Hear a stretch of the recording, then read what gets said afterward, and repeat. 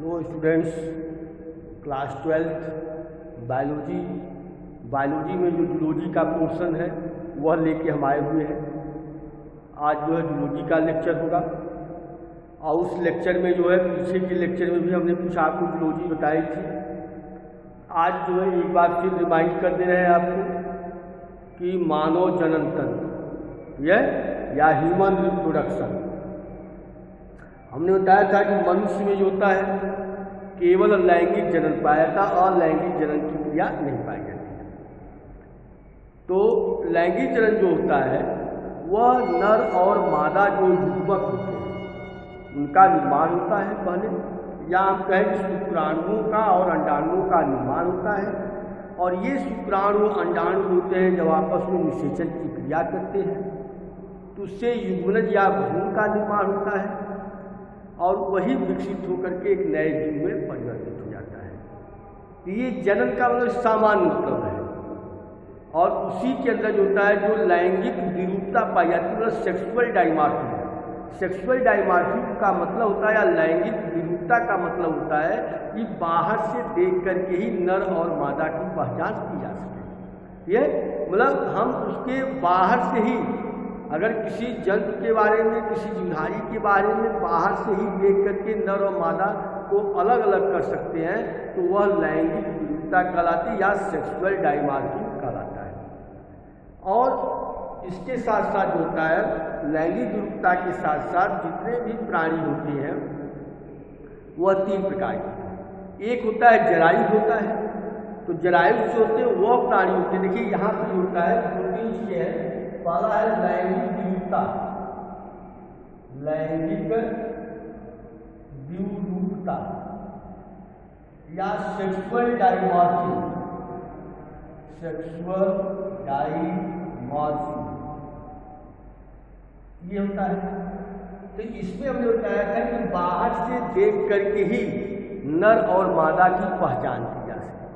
जब हम किसी को बाहर से देख करके इसी तरह देख करके बता दें कि ये नर है और मादा है या ये स्त्री है पुरुष है तो वह लैंगिक विरूपता कहलाती है। मतलब बाहर से देख करके ही जब बताया जा सके कि कोई नर है या कोई मादा है तो उसे हम लैंगिक विरूपता कहते हैं। समझा गया? दूसरा होता है जितने भी प्राणी होते हैं जीवधारी होते हैं वह जरायु होते हैं। मतलब जरायु होते हैं कुछ जिसको विविपेरस कहते हैं।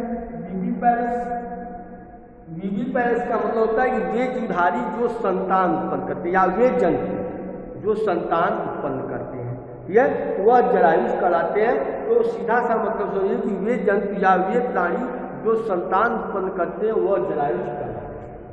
ध्यान सुनते या दोबारा रिपीट कर रहे हैं। इसके बाद दूसरा आता है अंडज या ओविपेरस।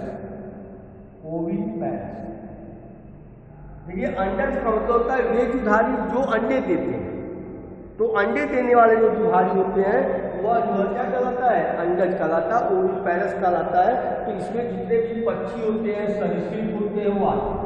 इसके अंदर पक्षी आ जाता है, सरीसृप मतलब सांप का वर्ग होता है। ये सब जो होते हैं वह अंडे देने वाले होते हैं। और इसके अंदर जो होता है आपको जो होता है गाय है, भैंस है, मनुष्य है। यह गाय, भैंस, बकरी, मनुष्य ये सभी आते हैं। इसके बाद एक तीसरा आता है कि वे जीवधारी जो अल्प विकसित बच्चे को जन्म देते हैं। ठीक है? तो जो मतलब वे जीवधारी होते हैं जो अल्प विकसित बच्चों को जन्म देते हैं या वे जंतु जो अल्प विकसित बच्चों को जन्म देते हैं वह जो होते हैं अंड जो होता है ओविपेरस का।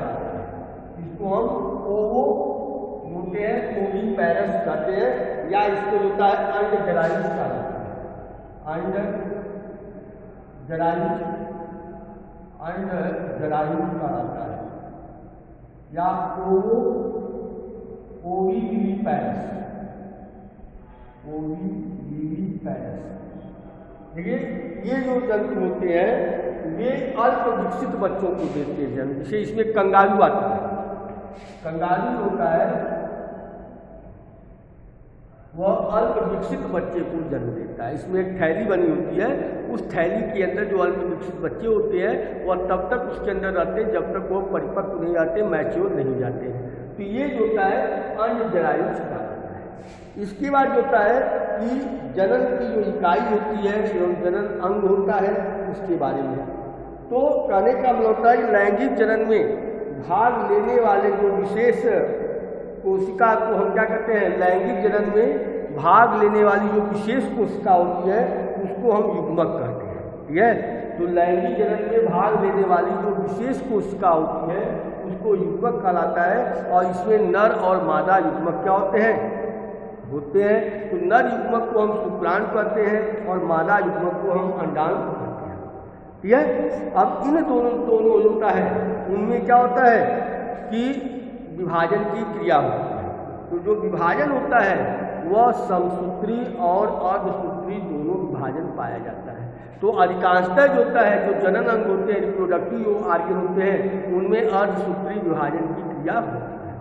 अर्धसूत्री जब विभाजन हो जाता है इससे जो होता है क्या होता है, विदलन की क्रिया होती है।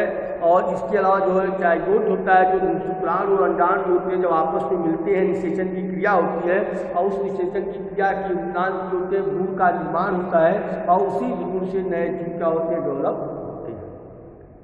ठीक है, इसके बाद दूसरा आता है कि इसके अंदर जो होते हैं कि दैहिक और जो कायिक कोशिका होती है उनमें जो गुणसूत्रों की संख्या होती है वह द्विगुणित होती है, क्योंकि उसमें जो होता है समसूत्री विभाजन की क्रिया होती है। मतलब जैसे हमारी त्वचा है, आहार नाल है, यकृत है, लीवर है, यह त्वचा है, ये सब क्या होते हैं कि दैहिक कोशिकाएं कहलाती हैं। और इनमें जो विभाजन होता है उनमें गुणसूत्रों की संख्या क्या होती है, समान होती है। जबकि जो रिप्रोडक्टिव सेल्स होते हैं उनमें जब विभाजन होता है उनमें गुणसूत्रों की संख्या जो थी वो मात्र कोशिका की आधी हो जाती है, हैप्लॉइड हो जाता है, नंबर ऑफ क्रोमोसोम जो होते हैं आधे हो जाते हैं। ठीक है, अब इसके बाद होता है इसे नर युग्मक और मादा युग्मक है। तो ये नर युग्मक में जो होते हैं नंबर ऑफ क्रोमोसोम n होंगे और मादा युग्मक में क्रोमोसोम नंबर n होंगे। यह जब दोनों आपस में निषेचन क्रिया करेंगे, युग्मक का जब युग्मज का निर्माण होगा, जाइगोट का निर्माण होगा, तो वह जो होता है द्विगुणित रचना हो जाती है। और उसी के अंदर जब विखंडन होता है, विदलन की क्रिया होती है, एक नए जीव का फॉर्मेशन हो जाता है, एक नए जीव का निर्माण हो जाता है। इसके बाद आता है रिप्रोडक्टिव सिस्टम आता है। तो रिप्रोडक्शन जो होता है मेल रिप्रोडक्टिव सिस्टम और फीमेल रिप्रोडक्टिव सिस्टम। जो मेल रिप्रोडक्टिव सिस्टम होता है उसके कई भाग होते हैं, ये हमने आपको समझाया था। जो मेल रिप्रोडक्टिव सिस्टम होता है उसमें विषण आता है, इसके अलावा जो होता है इसके बाद शुक्रवाहिका आती है, शुक्रनलिका आती है, यह इसके बाद होता है शिश्न होता है, मूत्रमार्ग होता है, ये सब तमाम रचनाएं क्या होती है पाई जाती है। तो इसमें जो होता है जो विषण कोश होता है, ये हमने बताया था आपको कि विषण कोश जो होता है एक थैलीनुमा रचना होती है। यह थैलीनुमा रचना होती है जो उदर गुहा होता है, उदर गुहा के बाहर स्थित होती है। जब बच्चा जो है जन्म नहीं लिया जाता है या जब बच्चे छोटे होते हैं, ठीक है, तो उसमें जो टेस्टिस होता है, जो विषण होता है, वह उदर गुहा के अंदर होता है। लेकिन जब बच्चा जन्म ले लेता है, मतलब कहने मतलब बच्चे का जब जन्म हो जाता है, मतलब उसके जन्म तक, मतलब जब तक वह बच्चा रहता है तब तक जो होता है टेस्टिस होता है वह उदर गुहा के अंदर होती है। लेकिन जैसे जैसे जो होता है अवस्था बढ़ती जाती है तो वह जो होता है कि टेस्टिस होता है वह विषण कोश में थैली के रूप में जो होता है बाहर आ जाता है। ठीक है, तो विषण कोश जो होता है जिसको हम जो होते हैं स्क्रोटल सैक कहते हैं, तो विषण कोश जो होता है वह एक थैलीनुमा रचना होती है। ठीक है, और यह जो थैलीनुमा रचना होती है, यह उसी को हम जो है विषण कोश कहते हैं। और इसी के अंदर जो होते हैं विषण क्या होते हैं, बंद रहते हैं। इसके अंदर क्या रहता है, जो विषण होते हैं वह इसके अंदर जो होते हैं बंद रहते हैं।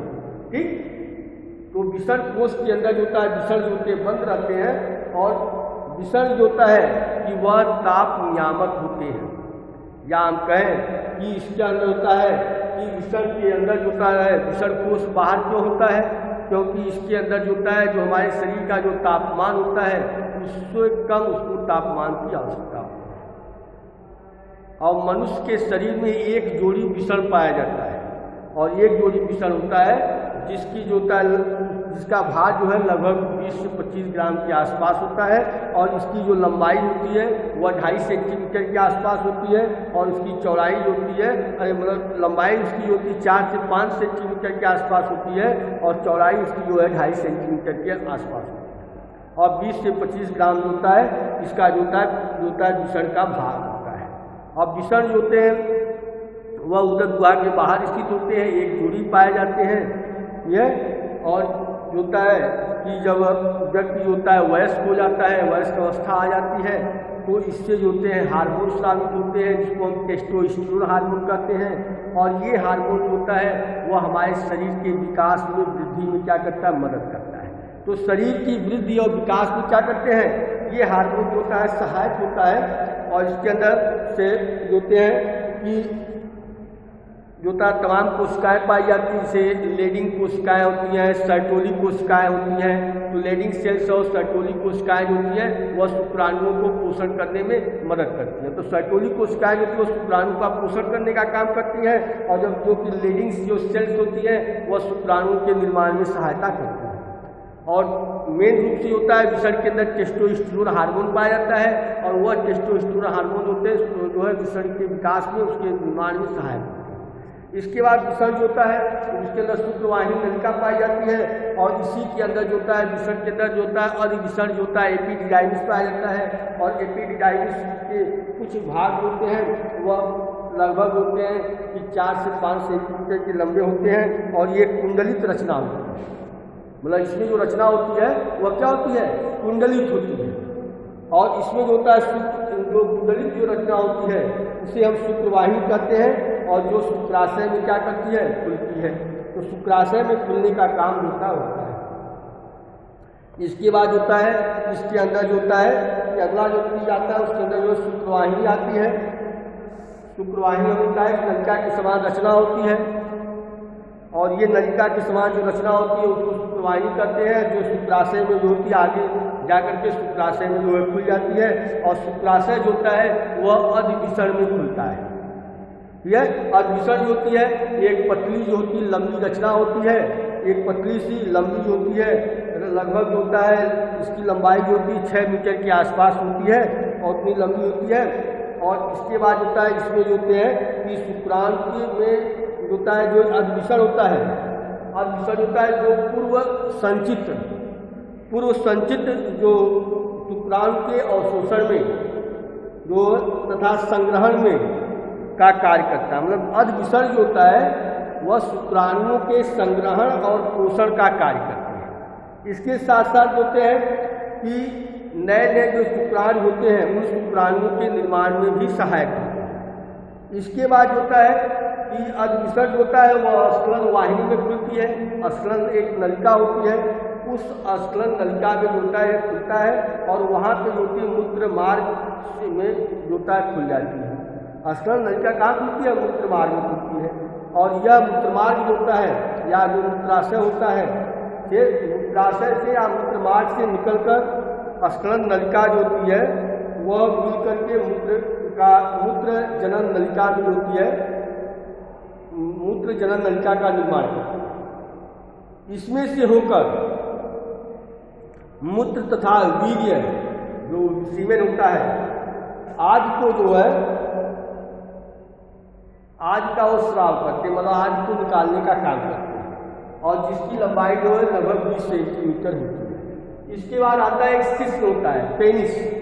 पेनिस होता है पुरुष का जो होता है, जो शिश्न होता है वह पुरुषों में केवल पाए जाते हैं, महिलाओं में होता है वह अवशेषी अंग के रूप में पाए जाते हैं। या हम कहें कि वह पुरुषों में मतलब उसके अंदर क्लाइटोरिस नाम होता है जो शिश्न के इक्वल होता है, समान होता है। और इसके अंदर जो होता है जो शिश्न होता है वो बेलनाकार एक रचना होती है और जो मेन महत्वपूर्ण अंग की तरह काम करता है यह। और ये त्वचा से ढका रहता है, मतलब इसके ऊपर त्वचा पाई जाती है और जिसके जो होता है मुख्य 3 भाग होते हैं। पहला होता है शिश्न मूल होता है, दूसरा भाग शिश्नकाय होता है, तीसरा जो होता है शिश्न मुंड होता है। ये जो होते हैं इसके 3 भाग होते हैं शिश्न के। इसके बाद सहायक ग्रंथियाँ आती हैं। तो नर जो जननांग होते हैं उन नर जननांगों में लगभग जो 3 सहायक ग्रंथियाँ पाई जाती हैं यह। और इन 3 सहायक ग्रंथियों में जो होता है इसमें एक प्रास्टेट ग्रंथि होती है। यह इसमें जो है पहली जो ग्रंथि होती है उसको हम प्रास्टेट ग्रंथि कहते हैं। और प्रास्टेट जो ग्रंथि होती है, प्रास्टेट जो ग्रंथि होती है जो हल्का अम्लीय द्रव स्रावित करता है, मतलब प्रास्टेट ग्रंथि से हल्का अम्लीय द्रव स्रावित होता है, जिसे हम वीर कहते हैं या सीमेन कहते हैं। यह और इसमें जो होती है जो सहायक ग्रंथि होती है काउपर्स ग्रंथि होती है, मतलब सहायक इसके अंदर ग्रंथ पाई थी जिसको काउपर्स ग्रंथि कहते हैं। और ये काउपर्स ग्रंथि होती है वह हल्की होती है, यह हल्की होती है, क्षारी होती है और साल्ट होती है। मुख्य मार्ग को चिकना बनाती है और चिकना बना करके शुक्राशय के रास्ते से होते हुए जो होते हैं कि स्त्री के गर्भाशय तक पहुंचाने में जो होती है मदद करती है। तो काउपर्स ग्रंथियाँ होती हैं, प्रास्टेट ग्रंथियाँ होती हैं, ये सब जो होते हैं शुक्राणुओं का निर्माण करती हैं और निर्माण करने के बाद जो होता है शुक्राणु को जो है स्त्री के जननांगों तक पहुंचाने में सहायता करती है। यह इसके बाद होता है कि इसमें जो होता है कहा जा सकता है कि जो नर में यौनारंभ कहा जा सकता है, मतलब अगला जो हेडिंग आता है नर में यौनारंभ। तो यौनारंभ के साथ होता है, जब यौनारंभ होता है प्यूबर्टी सिस्ट होता है, तो जो मेल और फीमेल जो होते हैं, जो स्त्री और पुरुष होते हैं, उनके अंदर जो होता है कि शुक्राणुओं का और अंडाणुओं का निर्माण क्या होता है, प्रारंभ हो जाता है। तो शुक्राणु और अंडाणु का निर्माण का प्रारंभ होना या कहें कि जो है उनके अंदर लैंगिक परिपक्वता कहा जाना जो है यौनारंभ कहलाता है। तो जिसमें जो होता है कि 10 से 14 साल लगभग होता है स्त्रियों में होता है और 11 से 15 साल के बीच में जो होता है यौनारंभ होता है पुरुषों में प्रारंभ हो जाता है। ये शुरू हो जाता है उनके अंदर। वो यौनारंभ का मतलब होता है कि उनके जनन अंग जो होते हैं विकसित हो जाते हैं और उनमें शुक्राणुओं और अंडाणुओं का निर्माण क्या होता है, प्रारंभ हो जाता है। ये यौनारंभ कंडीशन कहलाती है। इसके बाद हमने बताया था आपको मादा जननांग के बारे में। तो मादा जो जननांग होता है उसको स्त्री के अंदर जो जनन अंग पाए जाते हैं, जनन तंत्र होते हैं, उनके अंतर्गत एक जोड़ा जो होता है अंडाशय होता है, यह और एक जोड़ा अंडाशय होता है और एक जोड़ा जो है अंडवाहिनी होती है। और इसके बाद योनि होता है जो चौड़ा भाग होता है। इसके बाद स्तन ग्रंथियाँ पाई जाती हैं। तो अंडाशय जो होता है वह स्त्री का जो होता है प्राथमिक लैंगिक क्या होता है, अंग होता है, जो स्त्री युग्मक और जो होते हैं स्टेरॉयड हार्मोन उत्पन्न करते हैं, मतलब स्त्री युग्मक का निर्माण होता है और एस्ट्रोजन हार्मोन जो होते हैं उनसे स्रावित होते हैं। और ये उदर विभाग के निचले भाग में क्या होते हैं, स्थित होते हैं और शरीर के अंदर होते हैं। इसके बाद होता है जो अंडाशय होता है वह अंडवाहिनी में खुलती है। तो अंडवाहिनी जो कि एक नलिका के समान जो है रचना होती है, जिसके अंदर फैलोपियन नलिका पाई जाती है। यह और इसी फैलोपियन नलिका के अंदर जो होता है निषेचन की क्रिया होती है। तो जो मादा होता है, जो मादा का जो नर जननांग होता है, उसके अंदर जो शुक्राणु होते हैं, उन शुक्राणु को स्खलन नलिका की सहायता से फैलोपियन नलिका में प्रवेश कराया जाता है। मादा की योनि में जब उसको हम प्रवेश कराते हैं तो वहाँ पे जो स्खलन नलिका होती है उसकी सहायता से जो तरल पदार्थ होता है, वीर्य होता है, सीमेन होता है, वह फैलोपियन नलिका में पहुँच जाता है। और फैलोपियन नलिका के अंदर ही निषेचन की क्रिया होती है, उसी के अंदर अंडाणु आते हैं। और इसके बाद जब निषेचन की क्रिया हो जाती है तो एक आध हफ्ते के बाद वह जो होता है कि निषेचित जो भाग होता है, जिसको हम भ्रूण कहते हैं, वह मादा के गर्भाशय में प्रत्यारोपित हो जाता है या मादा के गर्भाशय से चिपक जाता है। ठीक है। और इसके बाद जब तक वहाँ पहुँच जाता है तो गर्भाशय जो होता है वहाँ पे पहुँच जाता है और इसके बाद जो होते हैं वहाँ पर उसका पोषण वगैरह जो होता है वह होता रहता है।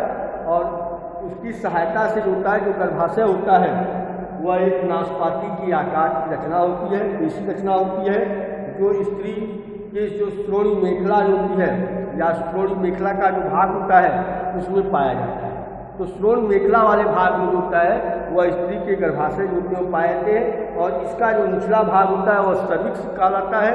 यह और गर्भाशय में निषेचित अंडे का वर्धन होता है, मतलब गर्भाशय के अंदर जो अंडे निषेचित हो जाते हैं उनका विकास होता है गर्भाशय में ही होता है।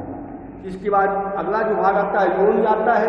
तो योनि होती है यह स्त्री का जो मैथुन अंग होता है, मैथुन भाग होता है। यह एक छोटे से छिद्र के द्वारा जो होती है वो बाहर खुलता है। यह